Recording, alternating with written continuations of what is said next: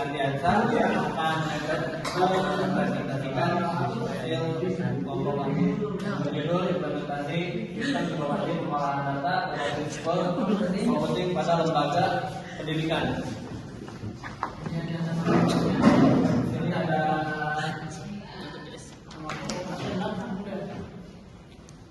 kelompok kita beranggota 5 orang. Kedua nggak bisa hadir ya karena lembur.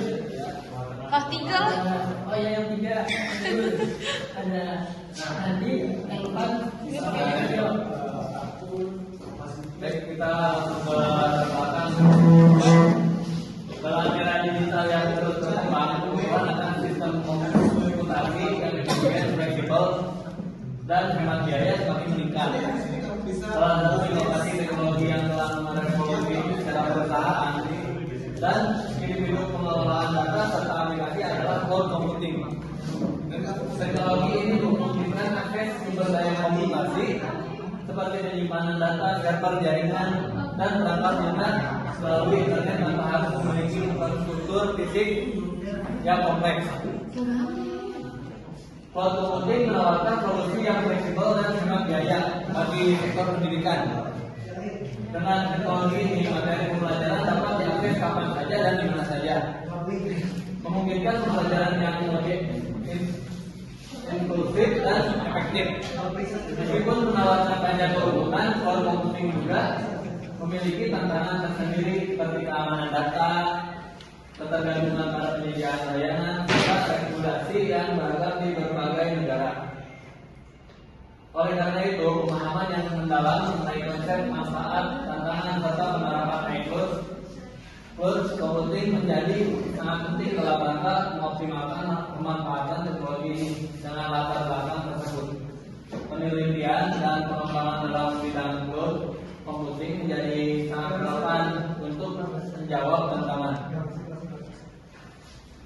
Rumusan masalah yang satu, bagaimana merancang dan mengimplementasikan sistem informasi pengolahan data yang berbasis cloud computing untuk menunjukkan lembaga pendidikan. Yang kedua, sejauh mana sistem informasi berbasis cloud computing dapat membantu meningkatkan efisiensi dan efektivitas pengelolaan data di lembaga pendidikan. Yang ketiga, apa saja tantangan yang mungkin dihadapi dalam penerapan sistem cloud computing dan bagaimana sih solusinya? Selanjutnya adalah tujuan. Yang pertama, mengembangkan sistem informasi pengolahan data berbasis cloud computing. Yang kedua, meningkatkan efisiensi pengolahan data dan mendukung proses manajerial secara lebih integrasi. Dan yang terakhir ya, memberikan solusi terhadap permasalahan umum yang sering dihadapi dalam sistem informasi tradisional. Selanjutnya ada pembahasan dari yang pertama, pemanfaatan cloud computing di bidang pendidikan. Kemudian ada contoh penerapan cloud computing di bidang pendidikan terakhir. Cara kerja cloud computing di bidang pendidikan. Yang pertama, pemanfaatan cloud computing di bidang pendidikan. Pemanfaatan teknologi cloud computing dalam dunia pendidikan mempunyai peran penting, terutama dalam efektif akademik. Manfaat yang akan didapat apabila cloud computing diterapkan di dunia pendidikan diantaranya satu, aksesibilitas, skalabilitas, dan keamanan. Aksesibilitas yaitu data dapat diakses kapanpun dan dimanapun selama terhubung dengan jaringan internet. Skalabilitas yaitu cloud computing dapat menambah kapasitas penyimpanan data tanpa harus membeli peralatan tambahan seperti hard disk atau semacamnya. Yang terakhir, keamanan yaitu penyedia layanan cloud computing menjamin keamanan data-data yang ada. Misalnya ketika terjadi bencana alam, data yang tersimpan di cloud computing tentu saja aman meskipun hard disk atau perangkat keras mengalami kerusakan. Selanjutnya, yang kedua, penerapan cloud computing di bidang pendidikan. Pertama itu melalui e-learning, kemudian pembuatan sistem akademik catat, kemudian ada juga Google Education untuk tutorial. Yang pertama, melalui e-learning. Di dalam dunia pendidikan ada sebuah tren yang metode pembelajaran jarak jauh atau sering disebut dengan e-learning. Sekarang banyak sekolah dan institusi pendidikan yang memanfaatkan e-learning untuk media pembelajaran. Misalnya bisa mendapatkan materi dalam kegiatan pembelajaran jarak jauh PJJ selama masa pandemi COVID-19 menggunakan platform yang ada. Ada 3 tingkatan dalam teknologi cloud computing, yaitu infrastruktur as a service, yang kedua platform as a service, dan juga software as a service. Nah, learning di sini bersifat software as a service, menjadikan sekolah tidak perlu membuat sistem learning dari awal. Sekolah tinggal menyewa sistem learning yang sudah disediakan, disesuaikan dengan kebutuhan dan kemampuan dari sekolah tersebut. Yang kedua adalah pembuatan sistem akademiknya. Jenis-jenis sistem informasi akademik ada SIANKAT, OpenSys, dan LMS. SIANKAT sistem informasi akademik digital, OpenSys Open Source Student Information System. Yang ketiga adalah Learning Management System. Nah, SIANKAT online merupakan penyedia jasa layanan cloud computing khusus di bidang pendidikan level perguruan tinggi di Indonesia. Cakupannya pengisian KRS, transkrip, pengolahan data mahasiswa dan dosen, dan lain sebagainya. Adapun OpenSys merupakan penyedia layanan cloud computing khususnya sistem informasi dengan fitur dan modul yang lengkap melalui dari pengelolaan data siswa, transkrip maupun penjadwalan. Yang terakhir ada LMS, adalah suatu perangkat lunak atau software yang digunakan untuk keperluan administrasi, dokumentasi, laporan semua kegiatan belajar, mengajar, dan kegiatan secara online, internet based aktivitas dan interaksi dilakukan secara online. Dan di sini kami menggunakan SIANKAT online karena hanya mencakup KS standarnya dari pengolahan data mahasiswa. Untuk membuat SIANKAT online, pertama itu membuat UI terlebih dahulu. Jika sudah fix atau sudah bagus, tinggal diimplementasikan ke HTML, CSS, dan itu JavaScript. Kemudian setelah itu backendnya menggunakan PHP. Untuk database-nya menggunakan MySQL. Kenapa menggunakan MySQL? Karena fiturnya lengkap dan lebih lebih detail lah. Kemudian ada 3 cara kerja cloud computing di bidang pendidikan. Oke, di bidang pendidikan cukup dengan memiliki akun research, software, platform, infrastruktur, kita sudah bisa memanfaatkan layanan utama. Apabila pengguna tidak memiliki akun pada layanan utama, mereka maka tidak dapat digunakan. Jika sudah memiliki akun infrastruktur seperti media penyimpanan data dan juga instruksi atau perintah dari pengguna disimpan secara virtual melalui jaringan internet. Kemudian perintah-perintah tersebut dilanjutkan ke server aplikasi. Setelah perintah diterima di server aplikasi, kemudian data diproses dan pada proses final penggunaan akan disajikan dengan halaman yang telah diperbarui sesuai dengan instruksi yang diterima sebelumnya, sehingga konsumen dapat merasakan manfaatnya. Semua fasilitas di atas diakses dan memiliki semua virtual, yang berarti penggunaan tidak perlu menyediakan server hosting dan perangkat lunak untuk isi backend, dan tidak perlu menginstal perangkat lunak yang dibutuhkan untuk mengakses dokumen di perangkat sekolah seperti PC, laptop, smartphone, atau gadget lainnya, karena semua aplikasi dapat diakses melalui web browser dan pengolahan data pada sistem informasi sangat mudah dan murah. Manfaat cloud computing.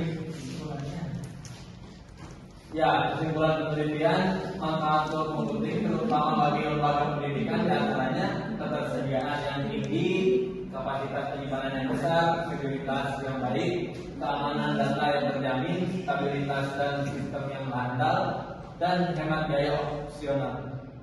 Google Ads untuk pendidikan menjadi solusi yang paling ideal bagi sekolah menengah untuk mengimplementasikan cloud computing. Karena selain gratis, fitur-fitur yang terdapat di dalamnya cukup untuk mendukung proses pembelajaran. Sekian. Oh baik, untuk sebelumnya apakah ada yang perlu ditanyakan? Oke baik. Dah. Sebelumnya, perkenalkan nama saya Yusnia, perwakilan dari Kelompok 1. Saya mau bertanya, apa resiko yang mungkin terjadi pada cloud computing? Terima kasih. Oke, saya akan menjawab pertanyaan dari Yusnia yang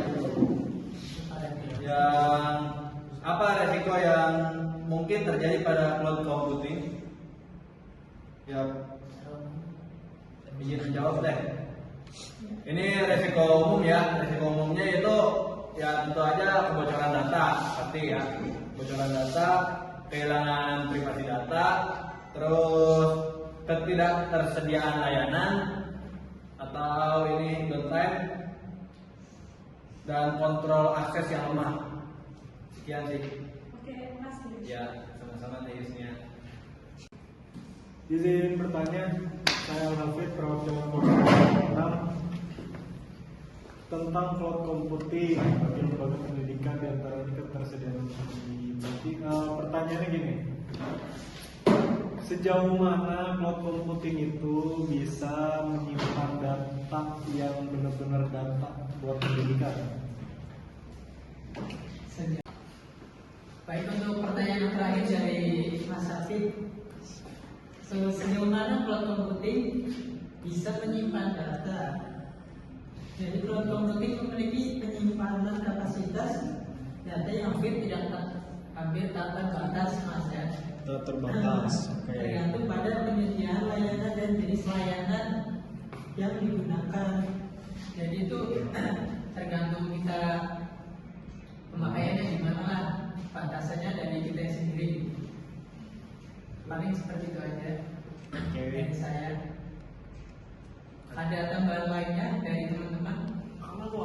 Di perwakilan kelompok 1 mau menanyakan MySQL. MySQL itu kan apakah nanti semacam materi perkuliahan atau aplikasi atau seperti apa ya? Maksudnya gimana?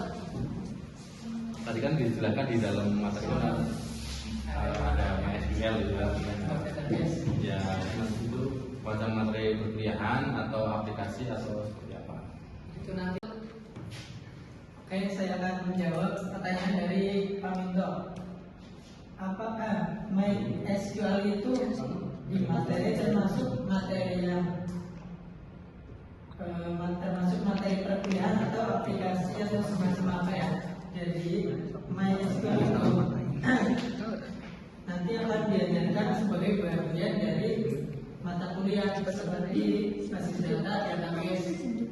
Biasanya itu akan berkaitan dengan seperti pemrograman web yang digunakan bersama nantinya dengan PHP, Laravel dan lain sebagainya. Biasanya menggunakan MySQL karena lebih teliti, lebih detail lah dalam fitur-fiturnya.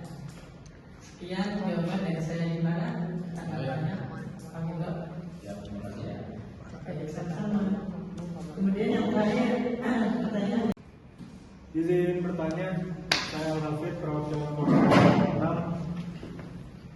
tentang cloud computing bagi lembaga pendidikan di antaranya ketersediaan informasi. Pertanyaannya gini, sejauh mana cloud computing itu bisa menyimpan data yang benar-benar data buat pendidikan?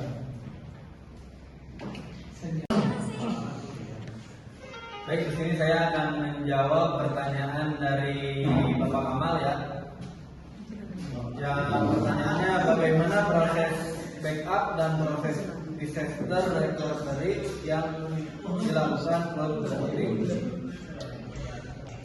Yaitu proses backup di cloud computing Yang pertama ada penentuan data dulu, penentuan data yang penting. Terus data yang akan di backup pilih dari file database, VM, aplikasi dan sebagainya.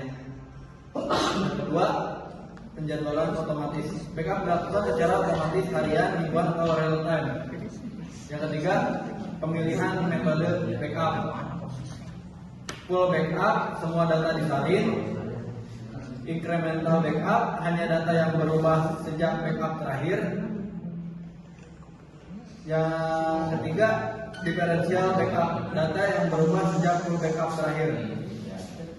Terus pengiriman data ke cloud, yaitu data dikirim ke cloud storage melalui koneksi terenkripsi HTTPS atau VPN. Yang kelima, penyimpanan data enkripsi. Data disimpan dalam bentuk transkripsi, disimpan di beberapa zona region untuk keamanan dan redundansi. Yang keenam, monitoring dan notifikasi. Sistem memberi laporan jika backup berhasil atau gagal. Contoh layanan di backup cloud yaitu AWS Backup, Azure Backup, Google Cloud Backup, NDR, dan PIM Acronis Compose atau pihak ketiga. Yang kedua, proses register recovery DR di cloud computing. Langkah-langkahnya yaitu replikasi data dan sistem. Data dan aplikasi utama direplikasi ke cloud cadangan secara berkala atau real time. Terus failover otomatis atau manual. Jika terjadi gangguan sistem, otomatis atau manual dialihkan ke cadangan. Yang ketiga, pengujian disaster recovery, dia harus diuji secara berkala untuk memastikan semua berjalan lancar saat bencana nyata. Yang keempat, pemulihan ke sistem asli atau fallback. Setelah sistem utama pulih, data dan aplikasi dikembalikan ke sistem awal. Sudah cukup Pak Kamal? Oke, terima kasih. Untuk teman-teman ada tambahan lagi? Cukup.